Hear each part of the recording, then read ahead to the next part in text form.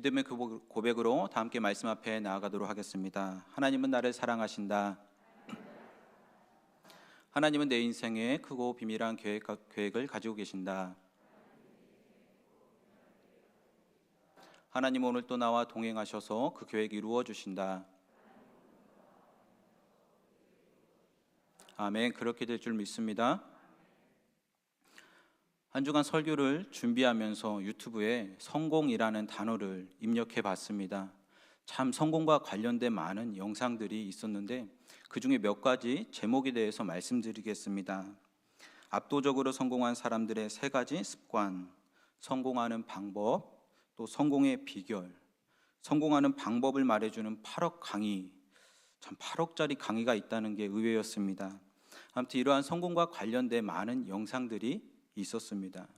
그런데 이러한 영상의 제목들을 보면서 한 가지 공통점이 있다는 것을 알게 되었습니다. 바로 사람들이 성공의 습관, 방법, 비결이라는 말을 사용하면서 마치 이렇게 하면 성공할 수 있다, 성공의 공식을 제공하면서 성공을 설명하고 있다는 것입니다. 그런데 우리 성도님들 잘 알고 계시지 않습니까? 인생의 성공이 마치 이러한 공식처럼, 하나의 수학의 공식처럼 풀리고 해결이 됩니까? 그렇지 않다는 것을 우리는 너무나 잘 알고 있을 것입니다. 그럼 왜 사람들은 인생의 성공을 마치 하나의 공식처럼 이렇게 설명하는 것일까요? 그것은 바로 많은 사람들이 그만큼 우리 인생의 참된 성공을 원하기 때문입니다. 저 역시 성공하고 싶습니다. 아마 이 자리 가운데 예배드리신 우리 성도님들, 실패하기를 원하시는 성도님들 계십니까? 그냥 마음속으로 손만 들으셔도 됩니다. 우리 모두가 다 성공하기를 원할 것입니다. 특별히 이 성공에 대한 부모의 마음은 우리의 자녀를 향할 때 우리 자신보다도 더 큰 것 같습니다. 그런데 참 아이러니한 것은 우리 모두가 이처럼 성공하기를 또 원하고 실제 세상 속에서도 밖에 나가 정말 성공하기 위해 최선을 다해 살아가고 있습니다. 그런데 우리가 교회 안에서는 이 성공이라는 말을 하기가 참 어렵습니다. 다시 말해 꺼려진다는 것입니다. 저 역시도 마찬가지입니다. 강단에서 여러분 성공하십시오, 우리 성공해야 합니다, 형통해야 합니다, 이렇게 계속 말을 하다 보면은 마치 세상을 쫓아가고 이러한 세속적인 그러한 목회자처럼 보이지 않을까 하는 염려도 있습니다.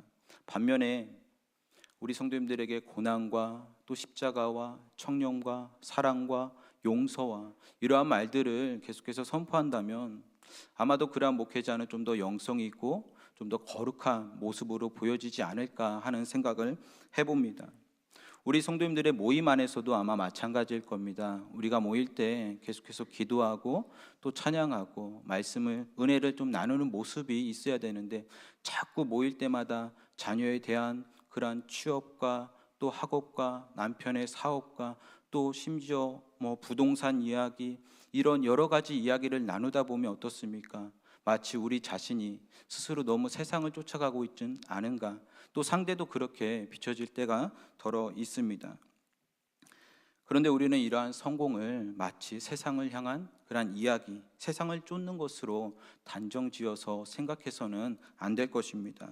왜냐하면 성공은 하나님의 약속에 근거한 것이기 때문입니다. 신명기 29장 9절 말씀을 보시며 하나님께서 모세를 통하여서 이스라엘 백성들에게 다음과 같이 이야기하였습니다. 신명기 29장 9절 말씀 우리 함께 보시겠습니다. 제가 읽어드리겠습니다. 그런즉 너희는 이 언약의 말씀을 지켜 행하라. 그리하면 너희가 하는 모든 일이 형통하리라. 아멘. 하나님께서는 이스라엘 백성들에게 지금 뭐라고 말씀하고 계시냐면 너희가 나의 말씀을 지켜 행하면 형통을 누린다, 성공하는 삶을 살 것이라고 말씀하고 계십니다. 여호수아 1장 8절 말씀을 보시며 하나님께서 여호수아에게도 이런 비슷한 말씀을 하셨습니다. 우리 함께 여호수아 1장 8절 말씀 함께 읽도록 하겠습니다. 시작. 이 율법책을 내 안에서 떠나지 말게 하며 주야로 그것을 묵상하여 그 안에서 기록된 대로 다 지켜 행하라. 그리하면 내 길이 평탄하게 될 것이며 내가 형통하리라. 아멘.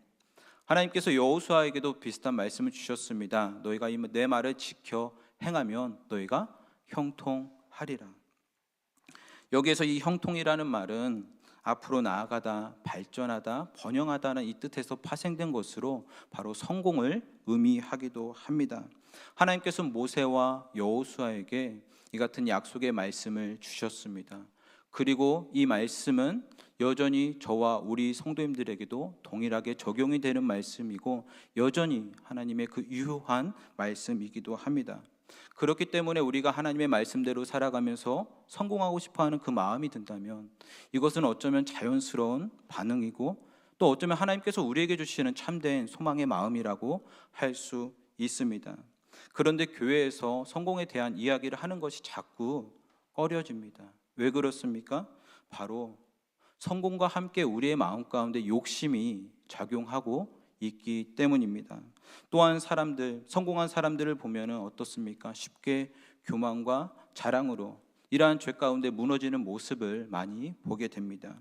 심지어 성공한 후에 오히려 더 하나님과 멀어지고 교회와 멀어지는 이러한 삶을 살아가는 사람들을 우리 주변에서 흔히 볼 수 있을 것입니다.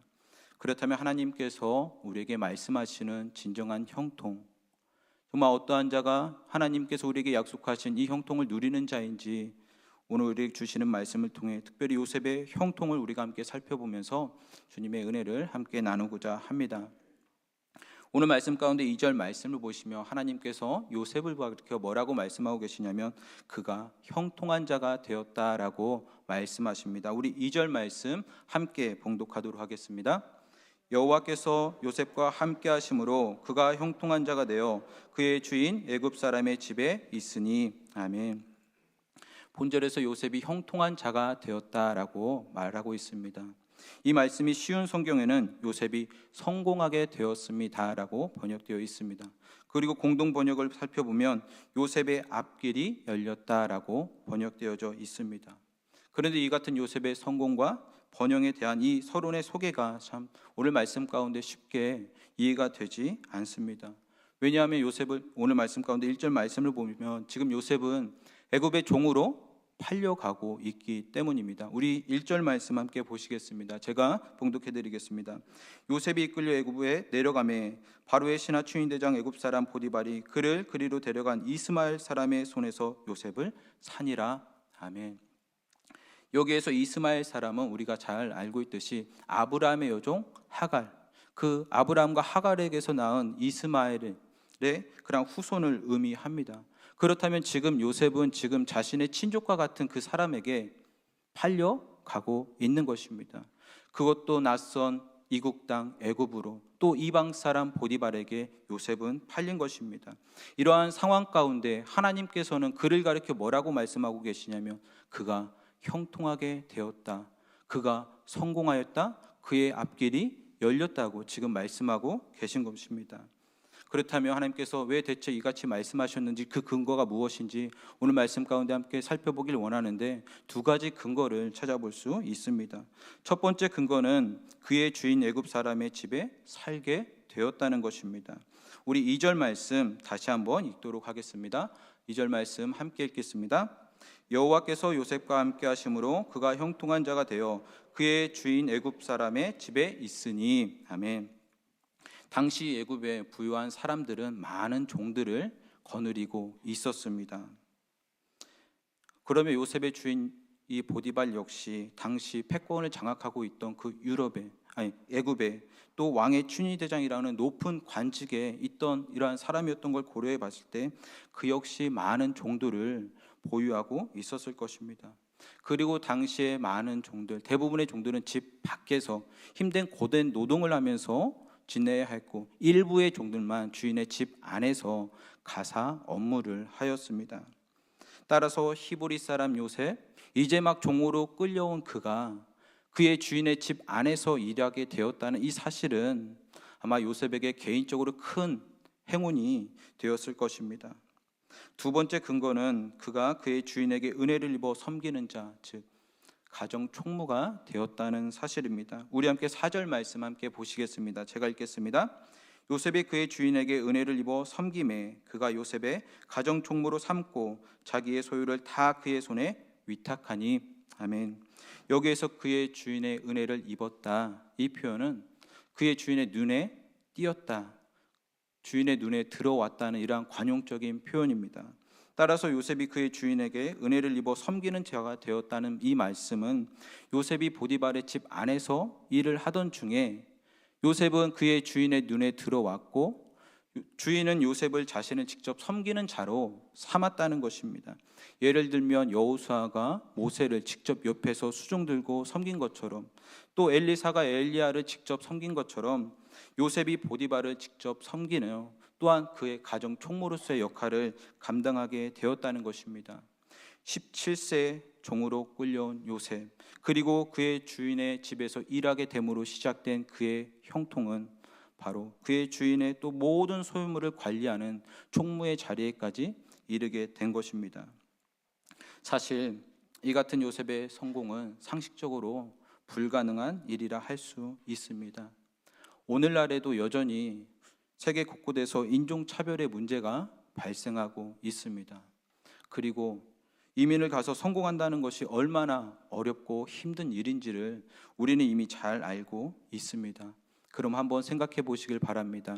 히브리 사람 요셉, 종으로 끌려온 요셉, 애굽의 말도 못하고 애굽의 문화도 모릅니다. 이러한 그가 애굽의 한 가정의 가정 총무가 되고 심지어 애굽의 총리가 되어지는 일이 어찌 쉬운 일이었겠습니까? 그런데 우리는 오늘 이 말씀, 요셉이 종에서 특별히 가정 총무가 된 이 이야기를 마치 세상 속에서 요셉의 한 성공 신화의 이야기로 생각하고 받아들여서는 안 됩니다. 만약 하나님께서 요셉에게 베풀어 주신 이러한 형통을 마치 세상 안에서 우리가 누리는 그러한 성공처럼 여기고 또 이해하고 적용한다면 우리는 우리의 자녀들이 좋은 대학에 가고 또 좋은 직장에 취업을 하고 또 우리의 사업이 번창해야만 우리는 하나님의 형통을 누리고 있다고 생각할 것입니다. 그리고 그 하나님께서 우리에게 베풀어 주신 형통에 감사할 것입니다. 반대로 정말 근데 우리가 아직 세상의 그 기준에 들어오지 못한 그 성공을 하지 못하고 있다고 우리 자신이 스스로 여겨질 때 우리는 또 이렇게 생각할 것입니다. 아직 하나님께서 나의 삶을 형통하게 하시지 않았구나. 그렇다면 오늘 말씀 가운데 요셉이 형통한 자가 되었다는 이 말씀을 우리는 어떻게 이해해야 할까요? 사실 요셉이 현재 가정 총무가 되었다 할지라도 그는 지금 여전히 누군가의 종으로서 명령에 따라 살아가는 삶을 살고 있습니다. 그런데 하나님께서는 그가 형통한 자가 되었다라고 말하고 있습니다. 이 말씀의 진정한 의미를 우리가 좀 더 이해하기 위해서 3절 하반절에 있는 말씀의 표현에 좀 더 주목할 필요가 있습니다. 우리 3절 말씀 함께 읽어보도록 하겠습니다. 3절 말씀 함께 읽겠습니다.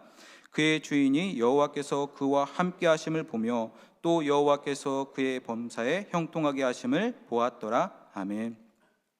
여기에서 여호와께서 그의 범사에 형통하게 하셨다라는 이 표현이 요셉의 생애 가운데 한 번 더 기록되어져 있습니다.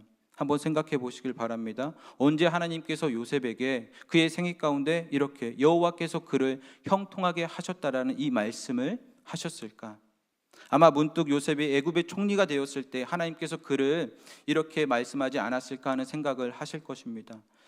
그도 그럴 것이 애굽의 총리 정도는 돼야 하나님께서 이 말씀을 이렇게 하시는 게 그가 형통하게 되었다는 이 말씀을 하시는 게 참 어울리는 것처럼 생각이 듭니다. 하지만 요셉이 총리가 되었을 때 그가 성공하였다, 번창하였다, 앞길이 열렸다 이런 식으로 성경은 요셉에 대해서 말하지 않았습니다. 언급조차 하지 않았습니다. 바로 요셉이 감옥에 있을 때 하나님께서는 그가 여호와께서 그를 형통하게 하셨다라고 말씀하고 계십니다. 우리 함께 창세기 39장 23절의 말씀을 함께 보도록 하겠습니다. 창세기 29장 23절 말씀 제가 봉독해 드리겠습니다. 간수장은 그의 손에 맡긴 것을 무엇이든지 살펴보지 아니하였으니 이는 여호와께서 요셉과 함께 하심이라 여호와께서 그를 범사에 형통하게 하셨더라. 아멘. 한 여인의 유혹, 어찌 보면 요즘 말로 표현해서 한 여인의 갑질로 인하여서 요셉은 억울하게 감옥살이를 하고 있는 것입니다. 그런데 하나님께서는 지금 그를 범사에 형통하게 하셨더라고 지금 말씀하고 계십니다. 왜냐하면 성경이 말하는 요셉의 형통은 우리가 흔히 생각하는 그러한 세상의 형통과 성공과 다르기 때문입니다.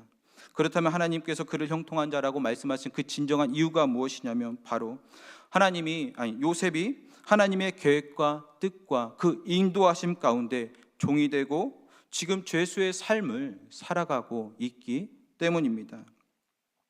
우리는 이미 요셉이 애굽의 총리가 되었다는 이 요셉의 이야기의 결론을 잘 알고 있습니다.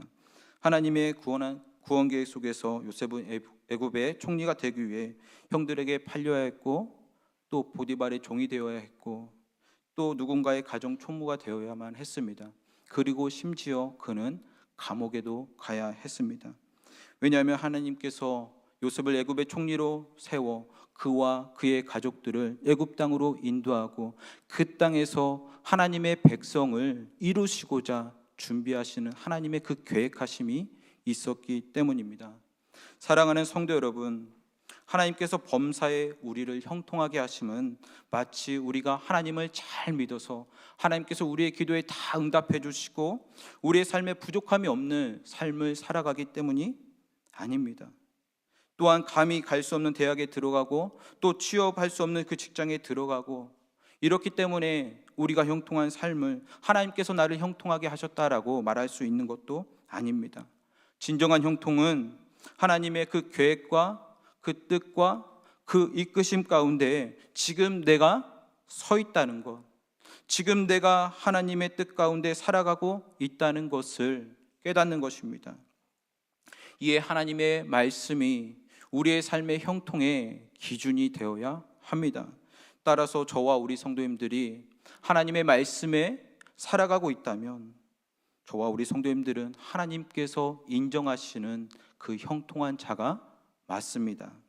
그러므로 우리는 현재 내가 고난을 받고 있다고 하나님의 그 형통을 누리지 못하고 이렇게 생각해서는 안 됩니다. 또한 현재 내가 평안을 누리고 있다고 마치 하나님께서 나에게 형통함을 주셨다고 또 착각하면서 살아가서도 안 될 것입니다. 우리는 항상 하나님의 그 뜻과 계획과 이끄심 가운데 내가 살아가고 있는가, 정말 하나님께서 나에게 주신 그 말씀 가운데 내가 살아가고 있는가 점검해 봐야 할 것입니다. 이에 우리가 어떠한 상황 가운데 있다 할지라도 하나님의 그 계획과 뜻과 그 이끄심 속에 내가 서 있다는 이 사실을 굳게 믿으시길 바랍니다. 그리고 우리를 범사에 형통하게 하시는 그 하나님을 신뢰하며 살아가는 저와 우리 성도님들, 우리 사랑과 은혜교회 되길 주님의 이름으로 축복합니다. 계속해서 형통의 근본적인 그 이유에 대해서 살펴보길 원합니다. 그렇다면 하나님께서 요셉을 형통한 자로 삼으신 그 이유, 또한 그가 형통한 삶을 살 수 있는 그 근본적인 이유가 무엇일까요? 바로 하나님이 그와 함께 하셨기 때문입니다. 우리 함께 2절 말씀 다시 한번 함께 읽도록 하겠습니다. 시작. 여호와께서 요셉과 함께 하심으로 그가 형통한 자가 되어 그의 주인 애굽 사람의 집에 있으니. 아멘. 참고로 1절에서는 요셉이 종으로 팔렸다라는 요셉의 어둠의 시간을 기록하고 있습니다. 그리고 2절 말씀에서는 하나님이 그를 형통하게 하셨다는 요셉의 그러한 소망과 희망의 그 시간이 기록되어져 있습니다. 그리고 이 1절과 이 2절 말씀 사이에 어떠한 말씀이 기입되어져 있냐면 하나님께서 그와 함께 하셨다는 말씀이 기록되어져 있습니다. 즉 인생의 절망의 땅에서, 어둠의 땅에서 인생의 희망의 땅, 빛이 있는 그 땅으로 옮겨지는 우리의 삶이 하나님의 함께 하심으로 이루어진다는 것입니다. 이 같은 구조가 바로 보여주는 것이 요셉이 형통한 자가 될 수 있었던 그 근본적인 이유가 바로 하나님이 함께 하심이었기 때문이라고 우리에게 말해 줍니다. 분명 요셉은 오늘 말씀 가운데 종에서 가정 총무가 되기까지 그의 부단한 노력과 또 성실과 인내가 있었을 것입니다. 하지만 오늘 말씀 가운데 요셉이 애굽으로 끌려가서 그가 어떻게 생활을 했는지, 그가 그의 주인을 어떻게 섬겼는지, 어떻게 애굽에 적응을 할 수 있었는지 그러한 말씀이 기록되어 있지 않습니다. 하지만 요셉이 그의 주인의 은혜를 입었다, 즉 그의 주인의 눈에 띄었다, 눈에 들어왔다라는 이 표현을 통해 우리가 요셉에 대해 알 수 있는 사실은 그는 그래도 다른 사람의 눈에 띌 만큼 부지런하고 성실한 사람이었다는 것입니다. 그리고 주어진 일에 누구보다 책임감 있게 살아가는 사람이 요셉이라는 것입니다. 또한 주인이 자신의 모든 소유를 맡길 만큼 그에게는 충분한 리더십과 또 행정 능력과 무엇보다도 누군가에게 신뢰감을 줄 수 있는 그런 사람이었다는 것입니다. 누군가에게 자신의 물질을 맡긴다는 것은 쉬운 일이 아닙니다. 아마 목회자인 저에게도 우리 성도님들이 물질을 맡기시지는 않을 겁니다. 혹시 맡기시는 분이 필요하면 예배 후에 따로 저를 찾아오시면 좋겠습니다. 사실 가족 간에도 누군가에게 나의 물질을 맡긴다는 건 쉬운 일이 아닙니다. 하지만 지금 요셉의 주인 보디발은 자신의 물질, 자신의 모든 소유를 지금 누구에게 맡기고 있습니까? 요셉에게 맡겼습니다. 마치 복음서에서 한 주인이 한 종에게 달란트를 주고 맡긴 이 비유 이야기처럼 보디발은 자신의 모든 소유와 물질을 요셉에게 맡긴 것입니다. 하지만 성경은 요셉의 이 형통함에 대해서 그가 진실하였기 때문에, 신뢰감을 주는 사람이었기 때문에, 그가 인내하는 사람이었기 때문에, 혹은 그가 능력이 있기 때문에 그가 형통한 삶을 살았다고 말하지 않습니다. 하나님이 그와 함께 하셨기 때문에 그가 형통한 자가 되었다고 말하고 있습니다. 심지어 그의 주인 보디발 역시 요셉이 하나님과 함께 하심을 보았다고 성경은 기록합니다. 우리 3절 말씀입니다. 우리 함께 다시 한번 읽어보도록 하겠습니다. 함께 읽겠습니다. 그의 주인이 여호와께서 그와 함께 하심을 보며 또 여호와께서 그의 범사에 형통하게 하심을 보았더라. 아멘. 보디발 역시 하나님이 요셉과 함께 하심을 보았습니다. 또한 하나님께서 그를 범사에 형통하게 하심을 그가 분명 보았습니다. 따라서 우리는 형통한 자가 되기 위하여서 하나님이 늘 우리와 함께 하기를 힘쓰는 그러한 삶을 살아야 할 것입니다. 그런데 여기에서 이 형통의 근거가 되는 하나님의 함께 하심을 마치 인생의 성공의 법칙이나 혹은 우리의 삶의 고난의 문제를 해결해 줄 수 있는 이러한 마스터키처럼 생각해서는 안 됩니다. 왜냐하면 하나님의 함께 하심에도 불구하고 우리는 여전히 고난을 받을 수 있기 때문입니다. 만약 우리가 하나님의 함께 하심을 인생의 만사 형통처럼 생각하게 된다면 요셉은 절대로 형들에 의해 구덩이에 던짐을 당해서도 안 됐습니다. 애굽에 팔려가서도 안 됐고 감옥에 가서도 안 됐습니다. 이러한 과정 없이 그는 애굽의 총리가 되는 삶을 살아야 했을 것입니다. 다시 말해서 아버지의 사랑을 듬뿍 받으며 적극적인 후원 가운데 당시 강대국이었던 애굽으로 유학을 가서 수석으로 공부하고 인맥을 통하여 애굽의 총리가 되어야 했을 것입니다. 하지만 그렇지 않습니다. 하나님의 함께 하심에도 불구하고 우리는 고난의 삶, 고난을 받을 수 있습니다. 하나님은 요셉이 형들에 의해 구덩이에 던짐을 당할 때에도 또 종으로 팔릴 때에도 요셉과 함께 하셨습니다. 마치 욥이 고난을 받을 때 하나님이 함께 하셨던 것처럼 또 예수님께서 십자가의 길을 걸어가고 계실 때에도 하나님이 함께 하신 것처럼 말입니다. 따라서 우리는 하나님의 함께 하심으로 그가 형통한 자가 되었다는 이 말씀을 이렇게 이해해야 합니다. 하나님이 요셉과 어느 순간 이때부터 함께 하신 것이 아니라 하나님이 여전히 그때에도 함께 하셨다. 즉 하나님께서는 요셉과 늘 함께 하셨습니다. 그가 가장 힘든 순간에 있다 할지라도 하나님께서는 그와 함께 하셨습니다. 사랑하는 성도 여러분, 하나님께서 저와 우리 성도님들에게 항상 이렇게 말씀하십니다. 내가 너와 함께 하리라. 정녕 내가 너와 함께 있으리라. 그런데 사단은 항상 우리를 공격합니다. 하나님이 늘 항상 우리와 함께 하신다는 이 사실을 잊고 살아가도록 우리를 공격합니다. 그래서 우리가 인생의 힘든 시간을 경험하고 있을 때, 인생에 해결할 수 없는 그 문제 앞에 방황하고 있을 때 자꾸 이런 생각이 듭니다. 과연 하나님이 나와 함께 하시나? 하나님이 나와 함께 하시지 않을 거야. 마치 사단이 가룟 유다의 마음에 예수님의 팔려는 그 생각을 집어 넣은 것처럼 말입니다. 그래서 자꾸 우리는 생각합니다. 이렇게 생각합니다. 마치 우리가 평안을 누리고 있을 때에는 맞아, 하나님이 나와 함께 하시지. 그렇기 때문에 내가 지금 형통한 삶을 살아가고 있는 거야. 그런데 이러한 마음을 누리며 살아가다가도 예기치 못한 고난과 핍박과 문제들이 다가오면 왜 나만 이런 거지? 왜 나에게 이렇게 큰 고통이 찾아오는 걸까? 과연 하나님이 나와 함께 하시는 걸까? 하나님의 함께 하심에 대해서 심지어 의심까지 하게 됩니다. 따라서 우리가 평안할 때에는 나와 함께 하시는 하나님께서 평안함을 주심에 우리는 감사해야 합니다. 또한 고난 중에는 하나님께서 나와 함께 하심을 더욱 확신하며 살아야 합니다. 하나님이 우리와 그때에도 지금도 앞으로도 함께 하심을 믿으며 하나님의 형통을 누리는 저와 우리 성도님들, 우리 사랑과 은혜 교회가 되길 주님의 이름으로 축복합니다. 끝으로 하나님의 형통을 누리는 자는 어떠한 삶을 살아야 되는지 한번 살펴보길 원합니다. 그렇다면 하나님의 형통을 누리는 자는 어떠한 삶을 살아야 할까요? 바로 복이 되는 삶을 살아야 합니다. 우리 함께 5절 말씀 함께 읽도록 하겠습니다. 5절 말씀 읽겠습니다. 그가 요셉에게 자기의 집과 그의 모든 소유물을 주관하게 한 때부터 여호와께서 요셉을 위하여 그 애굽 사람의 집에 복을 내리심으로 여호와의 복이 그의 집과 밭에 있는 모든 소유에 미친지라. 아멘.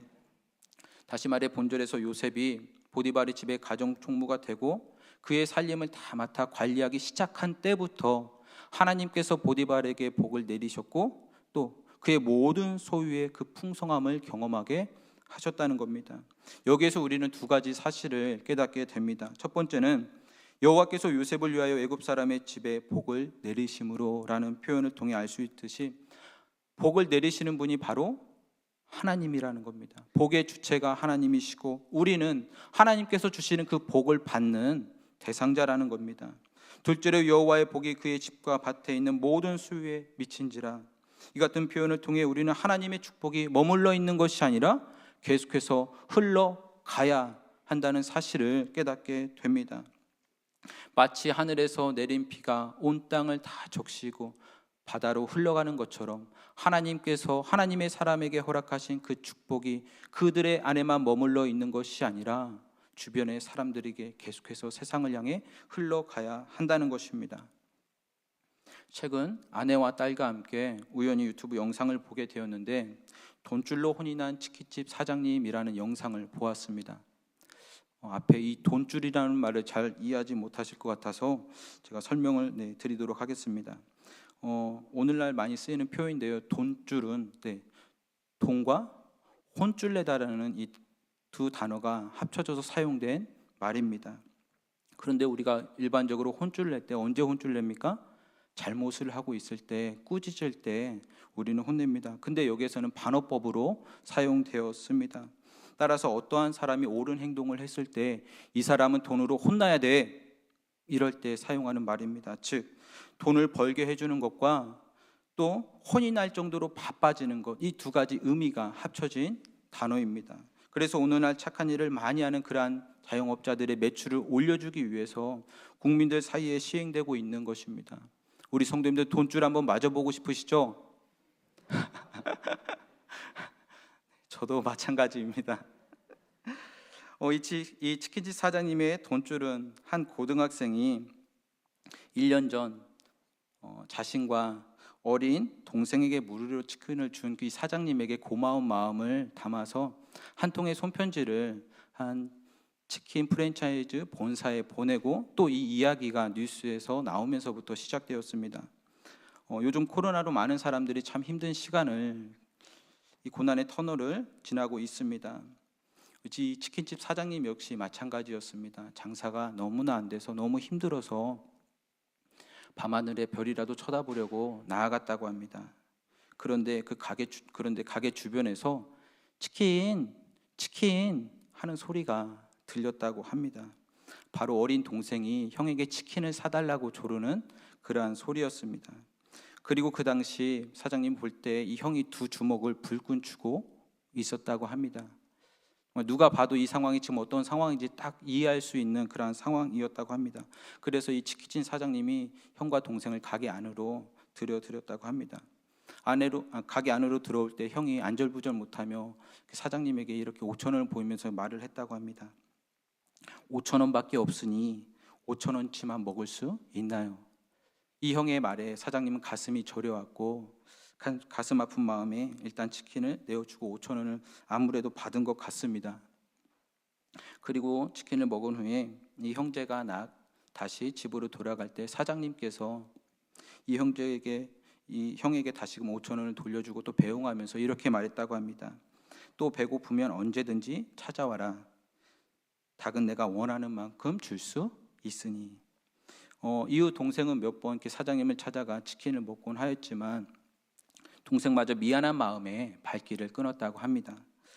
그리고 이 사장님의 이 같은 선행이 국민들 사이에 큰 감동을 주었고 SNS를 통해서 사람들이 이렇게 말했습니다. 감동의 눈물을 흘렸다. 아직 살만한 세상인 것 같다. 이런 좋은 일을 한 사람은 돈으로 혼쭐 나야 한다. 그리고 돈줄 공세가 이어졌다고 합니다. 심지어 형제가 찾아오면 치킨을 주라면서 전국 곳곳에서 먹지도 않은 치킨을 사람들이 선결제했다고 합니다. 어떤 사람들은 몰래 와서 선물과 돈봉투를 두고 가는 사람들도 있었다고 합니다. 이러한 돈줄 공세, 사장님께서 말씀하시기를 하도 전국적으로 전주, 부산, 대구 할 것 없이 사람들이 다 선결제를 하는데 표현하시기를 정말 평양 빼고 전국에서 사람들이 다 이렇게 돈줄 공세로 함께 동참해 주었다고 합니다. 그리고 SNS를 통해 모인 후원금과 또 이 사장님이 좀 사비를 보탠 이 돈을 가지고 결식 아동을 돕는데 기부하는 데 사용했다고 합니다. 이처럼 누군가의 선한 일이 국민들에게 큰 감동을 주고 계속해서 사람들에게 영향을 미치듯이 하나님의 축복도 계속해서 흘러가며 선한 영향력을 미쳐야 하는 것입니다. 오늘날 말씀 가운데 하나님께서 요셉을 축복하시고 그 요셉을 축복함이 결국 보디발의 집과 밥과 모든 소유에 영향을 미친 것처럼 말입니다. 따라서 형통을 누리는 사람은 복을 받고 내가 누리며 살아가는 사람이 아니라 내가 받은 복을 다른 사람에게 나눠주고 전하는 복이 되는 삶을 살아가는 것입니다. 그렇다면 왜 하나님께서는 이러한 복이 되는 삶을 우리에게 요구하실까요? 바로 하나님의 영광을 온 세상에 드러내기 위함입니다. 우리 3절 말씀 다시 한번 보도록 하겠습니다. 3절 말씀 함께 읽겠습니다. 시작. 그의 주인이 여호와께서 함께 하심을 보며 또 여호와께서 그의 범사에 형통하게 하심을 보았더라. 아멘. 여기에서 그의 주인이 보았다라는 말이 강조되고 있습니다. 이는 보디발이 요셉을 형통하게 하고 이러한 함께 하시는 하나님을 눈으로 보았다는 것뿐만이 아니라 예수님 하나님을 알지 못했던 보디발, 이방인 보디발이 하나님을 인정하게 되었다, 하나님을 깨닫게 되었다라는 의미가 포함되어져 있습니다. 마치 다니엘이 사자굴에 던짐을 당하였을 때 그가 죽지 않고 살아있자 다리오 왕이 이 모습을 보면서 온 땅에 있는 백성들과 나라와 심지어 언어가 다른 모든 사람들에게 조서를 내려 다음과 같이 말한 것처럼 말입니다. 우리 다니엘 6장 26절 27절 말씀입니다. 제가 봉독해 드리겠습니다. 다니엘 6장 26절 27절. 내가 이 조서를 내리노라.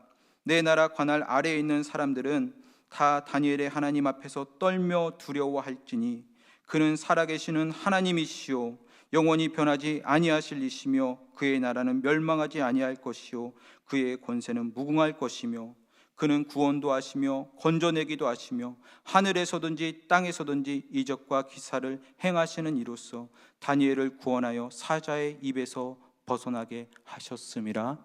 아멘. 사랑하는 성도 여러분, 형통한 자는 복을 받을 뿐만이 아니라 복이 되는 삶을 살아야 합니다. 그리고 이 같은 삶을 통하여 하나님께 영광을 돌려야 합니다.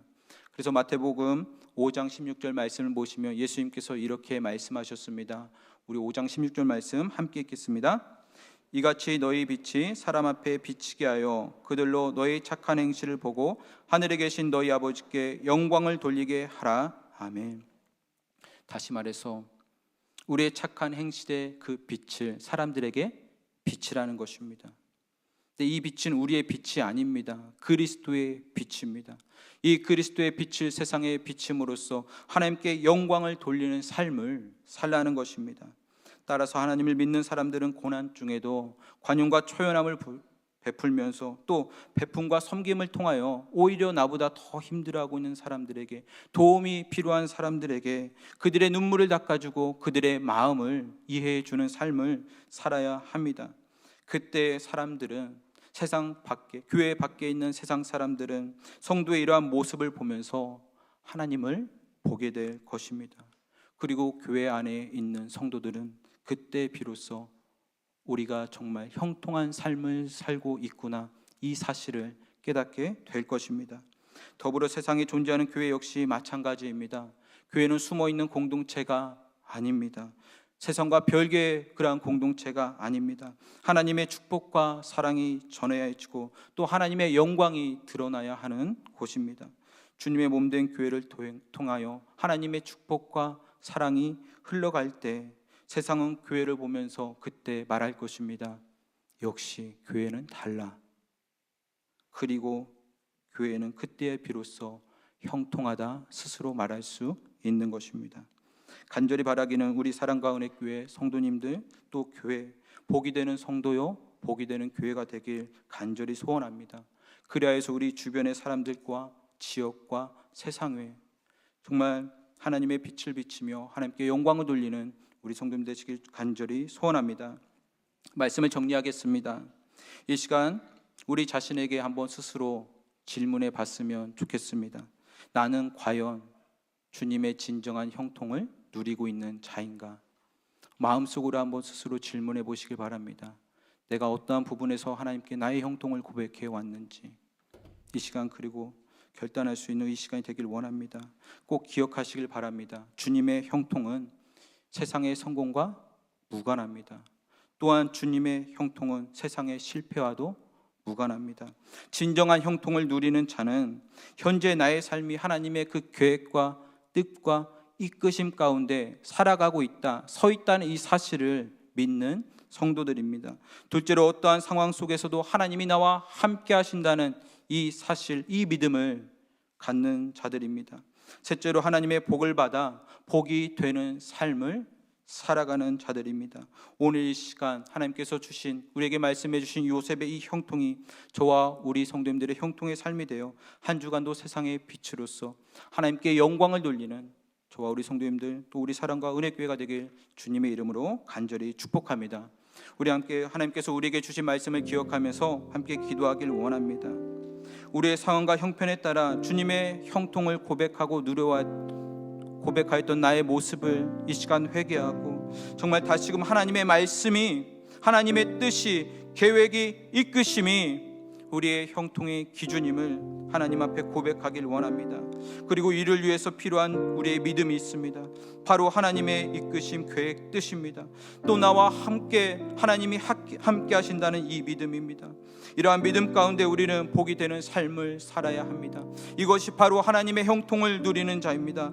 이러한 삶을 한 주간도 살아가고 살아계신 하나님께 영광 돌려 나아갈 수 있는 우리 자신이 되게 해달라고, 우리의 가정이 되게 해달라고, 우리의 교회가 되게 해달라고 이 시간 함께 기도하며 나아가도록 하겠습니다. 사랑의 말씀 하나님 아버지 감사합니다.